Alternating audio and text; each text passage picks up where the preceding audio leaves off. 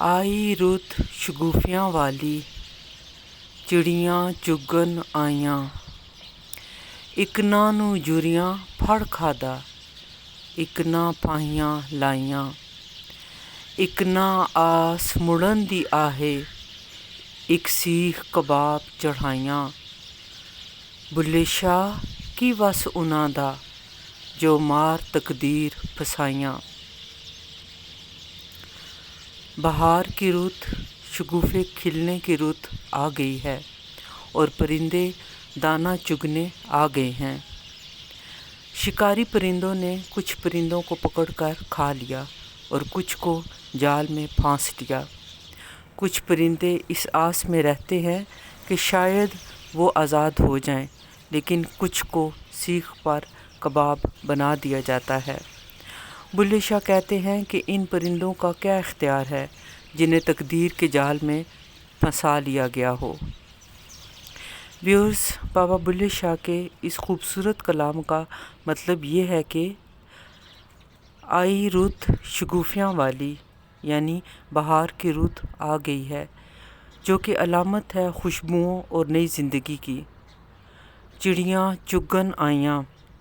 پرندوں کا دانہ چگنے آنا فطری عمل ہے، لیکن اس سے مراد انسان کا اپنی زندگی میں دنیاوی خواہشات اور مواقع کے لیے بھاگ دوڑ کرنا ہے۔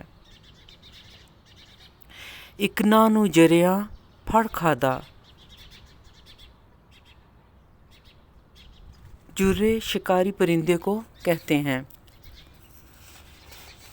مثلاً چیل، عقاب اور باز وغیرہ۔ یہ نڈر، بے باک اور دلیر پرندے ہوتے ہیں جو خطرہ مول لینے میں پہل کرتے ہیں۔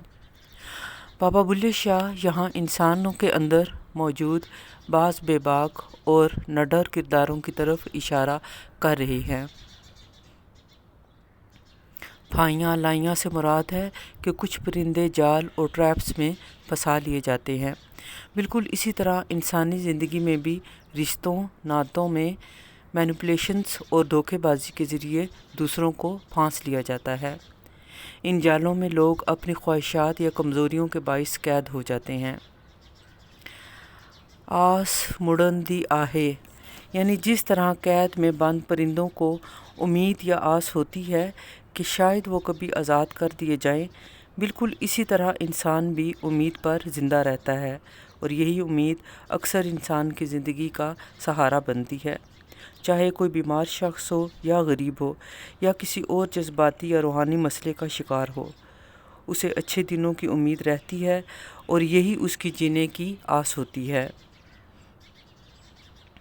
یعنی بابا بلے شاہ فرماتے ہیں کہ آس اور امید کے باوجود سیخ کباب چڑھائیاں، تقدیر سے کوئی بچ نہیں سکتا، اور جس طرح پرندوں کو پکڑنے اور ان کو ختم کرنے کی حالت ہوتی ہے، اسی طرح انسان بھی اندر سے ختم ہو جاتا ہے۔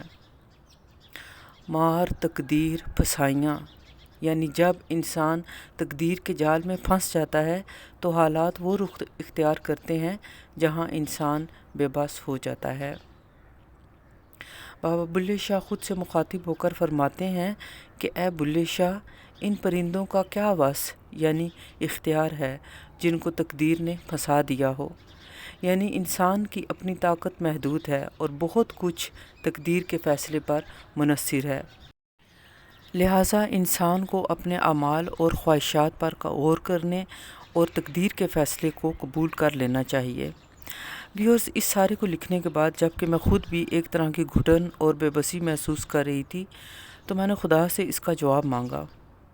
جواب آیا، خودی کو کر بلند اتنا کہ ہر تقدیر سے پہلے خدا بندے سے خود پوچھے، بتا تیری رضا کیا ہے۔